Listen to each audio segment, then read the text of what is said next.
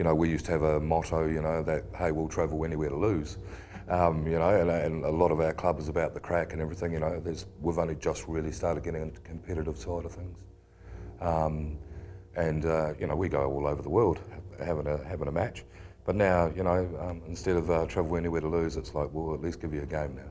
So we'll see what happens. And, you know, the kids take pride in their performance and stuff like that, you know. Who likes getting a 50-point shellacking all the time? And we've turned around those, like with like, those same teams in the space of a year. And like, we'd been doing a lot of good work before we found Read and React, and we're, you know, looking after those competitive kids. But whereas, you know, one team had an 80-point hiding previously, and that got turned around into, what was it, that went down by 14. And it's like saying, hey lads, they took notice of us. They didn't come out, you know, they thought they were going to just have to show up. But, you know, they had to defend. You know, and our guys had purpose. And you know, we've only, 3 layers max. Our National League team, 3 layers. You know, and look what we're doing. It's, yeah, so National League players are prerequisite for this season is that they continue with Read and React. Now, that's a buy-in and a half. They don't want to change the program.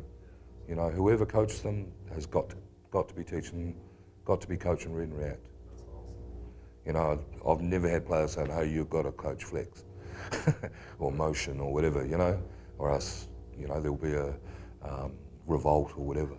But, you know, these guys, they're really bought into it, you know. And, well, what more could you want?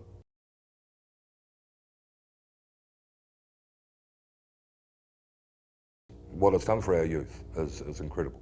And, wow, just look forward to the years unfolding and just the way they enjoy it. You know, they really, really enjoy it. And a lot of them, it's, you know, for some players who are on the edge of playing or not playing or taking up another sport or taking it a bit more seriously, this has been, it's turned it for them. And, wow, you know, you keep them in any sport, that's good for them, you know. So, got to thank you for that, because, you know, it's made up a lot of kids' minds. So, yeah. Fair play to you. I'm not quite sure you understand what you've done. You know, and then the other thing is for the weaker players, you know, because you've got the spots, and as I said on the video though, those players gain so much confidence because they know if they go from that spot to that spot and the ball's turned over, they know they've done the right reaction and it's not their fault. Whereas when it's just a 2-on-5, you know, the 2 strong guys, you know, and then they lose it, turn it over, and, you know, they'll just turn to the weak guy and go, oh, geez, why weren't you over there, you know? But now they know where they need to go, you know? And their enjoyment has gone through the roof.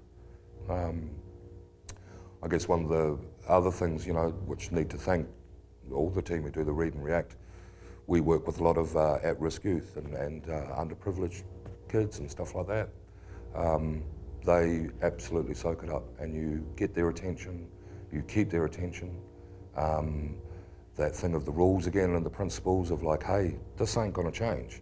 You know, everything else could be mayhem, but this doesn't change. And then we've been able to, whereas it may have been considered an 80-20 strike rate of them, we want to create a path for them into a club and them to have that kind of experience or whatever. That's gone up. That's probably a 50%, well, the last program we did was a 50% rate, and they've stayed in the club. And that does wonders for them as kids, you know, a lot of purpose to it. And the good players are communicating with the bad ones a lot more and saying, and helping and just saying, hey, you know, you need to go down there. You know, whereas they'd just be left high and dry, I thought in the past. You know, it's like, hey, that guy ain't good, it's a waste of time. But now that the circle movement is so clear, yeah, you know, they talk about the game a lot more and want to get better. I just think there's just a heap of fun on the way, really do.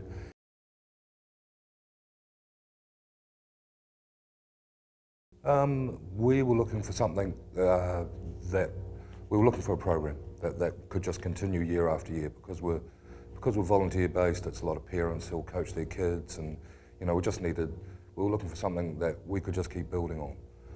And so, you know, if they'd learned something with one coach one year, then it went into the next year and, you know, was consistent for the kids too, instead of each coach coming along and having their own take on things, you know, and we've got very differing levels of skill and fundamentals, and so, you know, we're looking for something consistent. I just stumbled across it on the internet. I thought, oh, what's this, another American thing, you know, giving it the large one and whatnot. And then I managed to find some video clips on YouTube, and then I actually saw some footage of just pass and cut happening. And when I saw that, I was just like, wow, it was just the movement alone was, you know, just everything started moving, and it was like, you know, look at the spacing, look at the movement, just a basic of pass and cut, you know. And so then looked into it further, and then spoke with other members in the club, particularly the treasurer, and said, hey, you know, really think we should look at doing this, and then they backed me on it. Then got the videos and held a camp where we started just seeing if some things would work, and then we were sold really quick. After a 2-day camp, we had kids that were playing an offense, and just getting the spacing for kids was just such an achievement, you know. And all of a sudden it was like, you know, and also Rick Torbett as a teacher, you know, the triggers that he has and stuff like that, you know, where you can say, hey, here's the rule and it's never going to change. You know, it just makes it really easy to teach. And for coaches, like for me as a coach, you know, concentrate a lot on youth level and stuff like that, but it certainly fired me up to coach at a top level again, just to see how much you can do with this read and react. You know, you can, as a coach, in training sessions I've found I can have so much time for individual players now. You know, within a drill or whatever, you can take them aside, or you can have them in the drill when you can be working, tweaking with them. You know, whereas, I don't know, before, you know, you just didn't, I found I didn't have that time. You're sort of trying to control a really big group all the time. And this way it's just, yeah, it's very good. I imagine we're just going to turn out great defenders. You know, at practice everyone's got to be honest, you know, whereas if you had your set offense, everyone knew that guy was going to go right, and so you take a shortcut. Everyone does. With this, you know, our defending has gone through the roof, our cardio has gone through the roof. Our players have to be so much fitter, and you know, they want to play it well though. You know, an example is our National League team. You know, we were running it very fine to missing out on playoffs. And then at Christmas time, which was halfway through the season, we took this on. Our defending improved, our scoring average improved, our turnovers went down. We went all the way to the final. We had injuries, we were decimated by injuries the whole year.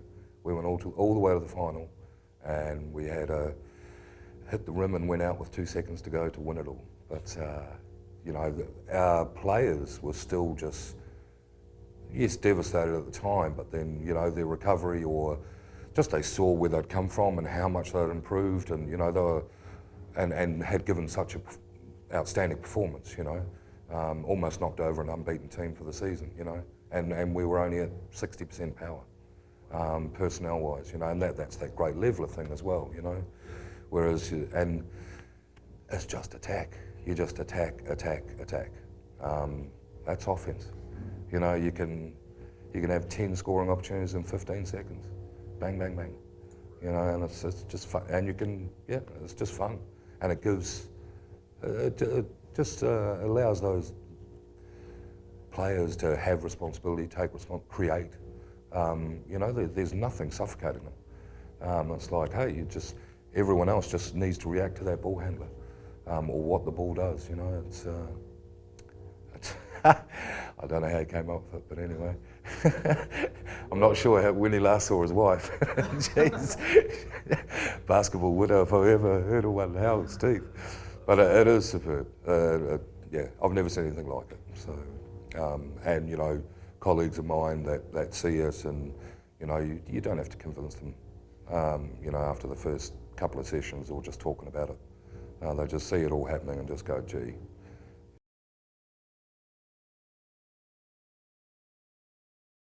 then think about your practice plans and take note of the compressing of time frames, to get stuff done.